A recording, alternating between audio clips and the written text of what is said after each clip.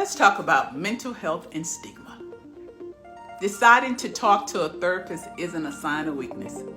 Hi, my name is Sheila Bruno, and I help individuals understand that a prison sentence doesn't have to continue as a life sentence with mental health issues. Within 2 years of my marriage, it became psychologically stressful and painful, a pain I couldn't ignore.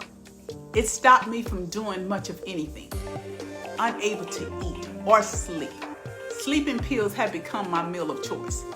And all of this pain stemmed from delusional thinking. Delusional thinking that my husband Kevin, whom I dated in the 9th grade, was the same man that I reunited with 38 years later. And for 28 of those years, Kevin was incarcerated. Delusional thinking that it would be a seamless continuation of high school courtship. In the beginning, it was. It was a fairy tale. Breakfast in bed, flowers, holding hands while we slept, me standing in the window, watching and waiting for him to come home from work. And then things began to spiral out of control, taking me along with it. I was devastated at times. It was exhausting just to breathe. I was depressed. Sleeping pill after sleeping pill after sleeping pill. Some days that's all I put in my mouth. Very dysfunctional. Most days confined to my bedroom in a self-imposed solitary confinement state. You see, when Kevin came out of prison, every traumatic experience that he encountered and never addressed, it began to haunt him. As he called it, monsters under my bed. The monsters under his bed soon became the monsters in my head. After over a year of tears and prayers and journaling, I decided to see a therapist. And with her help, I finally found me again, knowing that stigma is attached to seeing a therapist. However, I didn't allow others who don't know my story to define who I am or what I do. A lot of times, those in judgment, they didn't read the whole resume, they just read the last page. And I love that I could talk to someone who didn't know me, my family, my friends, or my husband. I left my appointments feeling like I was in control, and then eventually I no longer consumed sleeping pills like an addict. I had the tools I needed to get through the next day, the next week, the next month, and the next year. And this is why I'm still a big fan of it today. Mentally and emotionally, I am where I am with the help of my therapist. Without it, I certainly wouldn't have gleaned enough perspective to be able to encourage others to seek the help that they need. It's strange how so many of us talk about mental health in a whisper, as if helping ourselves is something to be ashamed of. We equate strength to talk to someone as a sign of weakness.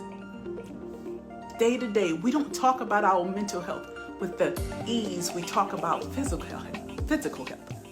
But when tragedy strikes someone we know, we take to social media and we urge anyone listening to seek help if they need it. As if it's easy. It isn't. It isn't easy for many reasons. When you've been smothered with anxiety and high, lows, and everything in between, it can be hard to get up, to step up, to show up, to stay prayed up, but some days just to stand up, let alone reach out and ask for mental health help. It can be tedious to do the work, to talk for an hour and then sit with your realization until your next appointment, and then process all over again. It can be hard, and on top of that, there's the worry about what other people will think. What if those people think I'm crazy? The thing is, stigma exists because understanding does not. Let me give you a piece of advice. Others' opinion and perspective of you is none of your business. Point blank, the end. Your choice to see a therapist and to find someone you can talk to and connect with isn't anyone else's concern unless you want it to be. When it comes to your mental health, the opinions of others have no place in your narrative. I've chosen to fight stigma by being brave, by being blunt and bold in my approach to mental health. And I'm asking returning citizens and mental health professionals to bridge the gap around this courageous conversation. Men and women are returning to society struggling mentally, in part due to lack of knowledge surrounding therapy. It's past time that we bridge the gap. Jobs, housing, and transportation are cornerstones of rebuilding a life outside of prison.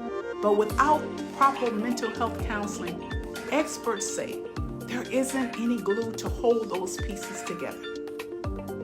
If employment, housing, and transportation are building blocks for formerly incarcerated persons, mental health services and peer support are the mortar. It's time to stop criminalizing mental health. Seek to understand, not to deny. Prison has side effects. Thank you for listening.